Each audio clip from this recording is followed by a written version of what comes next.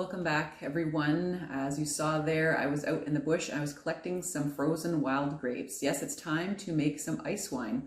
And I also want to talk to you today about brewing on a very small scale. I call it micro brewing. So I was competing with the birds for the wild grapes. So I don't have a whole lot of them, but what I want to do is make a small batch ice wine and to see if I even like the recipe. So when I'm talking small batch wines, I'm talking these either 1 gallon containers. Or what we're going to be doing today, actually, which is going to be really fun, is we're going to be making the ice wine in something that a lot of people have as a 1 quart or 1 liter mason jar. So this is what we're going to be brewing in. If you want, you can even have one of these little mini growlers to sort of make it in. It's going to be lots of fun. And it's a really good thing to do microbrewing when you have maybe only a small amount of the wild herbs or wild fruit that you have foraged. Like maybe you don't have 5 to 10 pounds of grapes to be making your wine. So I thought this would be a really fun thing that we could do together today, is to start the ice wine and just make it on a small scale to see if we like it. Let's get started. So ice wine is made from grapes that have been frozen on the vine in the winter time. So in temperatures around -15 or so, they're harvested off the vine. They've dehydrated a bit, so the sugar is very, very concentrated within this grape. So we're gonna try the wild grapes. Let's head off into the kitchen and I'll show you how I prepare them for this recipe. So right now I'm just gonna put my wild grapes in this colander. And these are frozen right now, basically picked off the grapevine. So I'm gonna just take the little branches away here, and we're gonna give these a good rinse, and then we'll get the juice ready to put in our wine. All right, so there they are. The frozen grapes are really easy to take off the little stems there, but you can see what it does to your fingers, and sometimes your fingers sting a little bit. These are quite full of tannins, so it might be a little bit prickly on your fingers when you're handling these. So now what I'm going to do is I'm going to press these a little bit to get some of the juice out. I don't know if there's about a couple of cups of grapes in there, but it's looking good. All right, so I have the 2 cups of the grapes here, and I'm just going to kind of extract some juice out of here, just rinse them a little bit. All right, so what we're gonna do is just sort of turn this now. This is gonna kind of keep out as much of the skin as well as the seeds in the grapes. And the juice is gonna go down in here. So let's do it.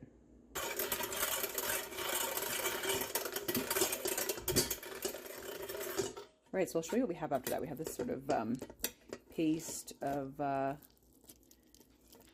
grape on the top here, and you kind of squish it through.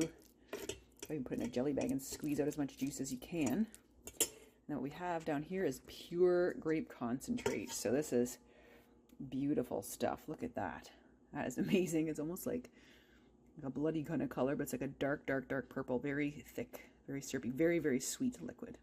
So I got everything out of it that I can. You can save this and sort of make little snacks for the birds. They're going to really appreciate this. Robin's been hanging out all winter around here and eating all kinds of fruit in the woods, so don't throw that away. You can use it for, your local wild birds. All right, I'm going to strain this out. I'm going to strain this out one more time. This is really, really thick stuff. And we'll see how much we have. All right, after all that, we basically have a 1/4 cup of really thick wild grape concentrate. So this is great. This is why we're doing some micro brewing today, just because we've got a small amount of ingredients, but there's gonna be a whole lot of flavor in here. Just remember, this is concentrated wild grape. Grapes have basically dehydrated on the vine, so what's left is a really, really sweet, really sweet tasting liquid that's going to turn into a great wine. So we want to start with a really clean mason jar. So this one's been washed with soap and water, rinsed really well, and I put it in the oven at about 275 Fahrenheit for about 20 minutes just to make sure I kind of kill off any nasties in there that I don't want to get into my wine. Now fermentation is not a sterile process at all, but I just don't want to introduce anything into there from like maybe leftover food or something like that into my wine, because that could cause a lot of spoilage. So what we need to do for today's wine is we've got a few things here. So we have, let's go over things here. We've got sugar, and we've got some water. This is just water that is distilled. It does not have bleach in it. It's not like city water or anything like that that can have any kind of chlorine or anything in it that can cause death to the microorganisms in our wine fermentation. So this is just water, distilled water. I've got my grapes here, my concentrated ice wine grape juice. And I also have a lid. You can buy one of these fermentation lids and kits on Amazon. This lid screws onto this jar and it allows gases to escape. So I'm also going to put one of these in here. I can get these online on Amazon or a brewing store. What you do is you put alcohol like vodka in here, and it allows the fermentation gases to escape, but no bugs or anything like that can get in, or fluid can go backwards into the system. So I'm just going to end up squishing this into this lid right here, and that's how things are going to go. So we'll need that. The other important thing we need, of course, is yeast. So let me just show you the kind of yeast that I have here. Got a couple different kinds of yeast. This one's champagne yeast. This one's more of a wine yeast. They each impart a little bit of different flavor. I now prefer the 1116 yeast. I'll be using this. It's Saccharomyces cerevisiae yeast. This has a really, really nice aroma to the wines and the wild fermentations that I use. So we'll be using that today. So when we're doing our recipe here, what you want to do, if you have a favorite wine recipe or a fermentation recipe, and you want to like micro mini the recipe, you would want to take, like if you're going, for example, to the 1 quart size fermentation vessel, quite typically a lot of recipes are for 5 gallons. So you just basically divide that recipe by 20 and you'll have what you need for your recipe here for making wine. A few other things that people add to wine. Some people will add an acidifier, like an acid mix, to add a little bit of extra flavor, keep the yeast healthy. Some people will add in some raisins, also food for the yeast, they like that. And some people will add in a bit of tannins in the form of grape leaves or currant leaves, just again to add a little bit of flavor into the wine. Now the wild grapes themselves, they do have quite a bit of tannins in there. So I'm not going to really adding too much extra into this, to be honest with you. I do have organic lemon today, so I might add a little bit of a squish of lemon juice in there, just as an experiment. Again, this is totally experimental. I have a small batch here. I'm not too worried if things don't work out. I haven't wasted a lot of ingredients or anything like that. So we'll add a little bit of lemon, the sugar, the grapes, and the water. So let's go ahead and do that. All right, so this will be fairly straightforward. I'm just going to put, it's almost like syrup. There, that's the grape juice. Don't want to miss a drop of it. This is grape concentrate, of course, so we could dilute it and make beautiful grape juice. That's kind of what we're doing. And then the yeast, through the process of fermentation, is going to add alcohol into this. And of course, it's going to off-gas a little carbon dioxide. So we're going to do that. We're going to add in our sugar next. And then we're going to add in a bit of water and mix this together. Ooh, look at that color.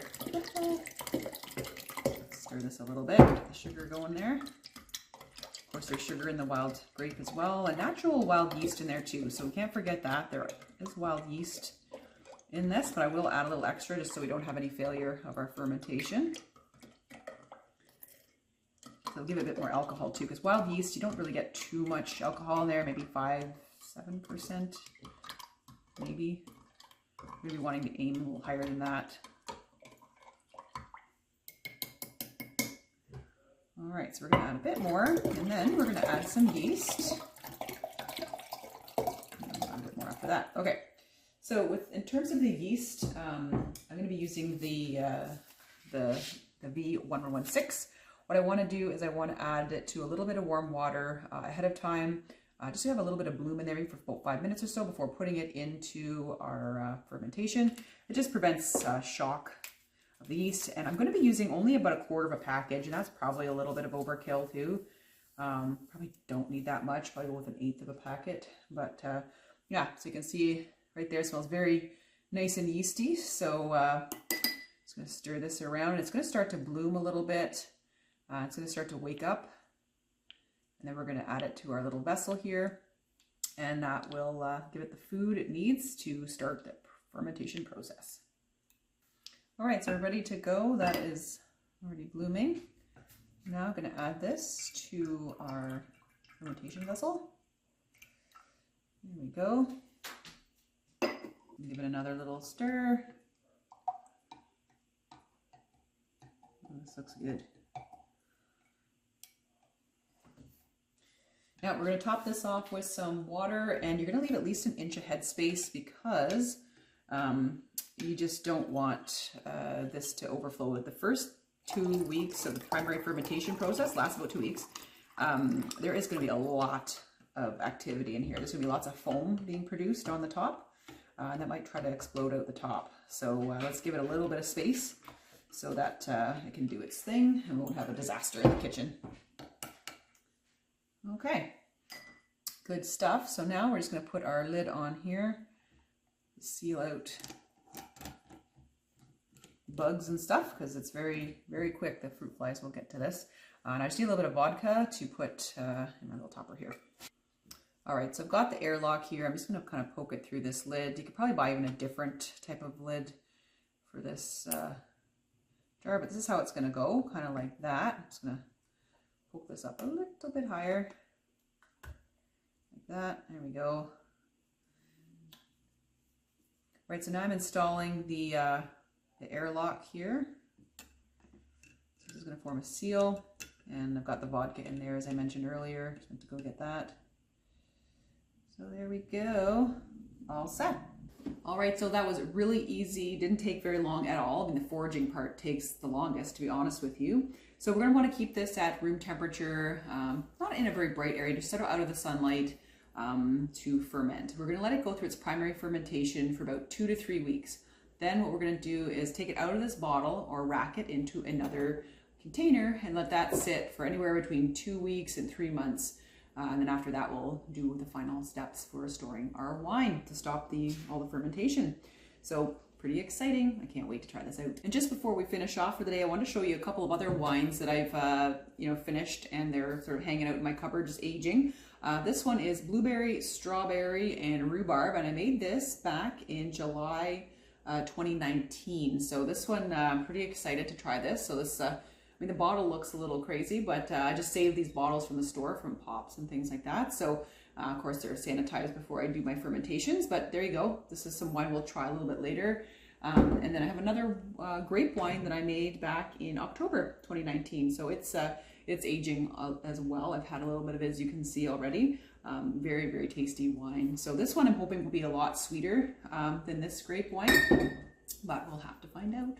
Well, thanks so much for tuning in today, everyone, to learn a little bit more about microbrewing when you have a small amount of herbs or fruit to make into wine or mead. So pretty exciting, very nice to try when you have a new recipe or just small amounts of ingredients. So give it a try. I'll keep you guys updated with how my ice wine is going. All right, hope you guys have a great week as always. Have a good one. Take care. Bonus, if you stay to the end of this video, grapes can also be used to dye things. So these are my wool socks. I'm curious. I want to try and dye these a nice dark purple. Very cool. Lots of different uses for your foraged fruit. Look at that. Isn't that amazing? Add a little bit of salt to this to set this. Probably should boil this to dissolve this, but I'm kind of doing this on the fly. I'll stir this all up and let it sit for a while, and I'll have purple socks. This is awesome. And there they are, all nice and purple. That turned out really well. Take care, guys.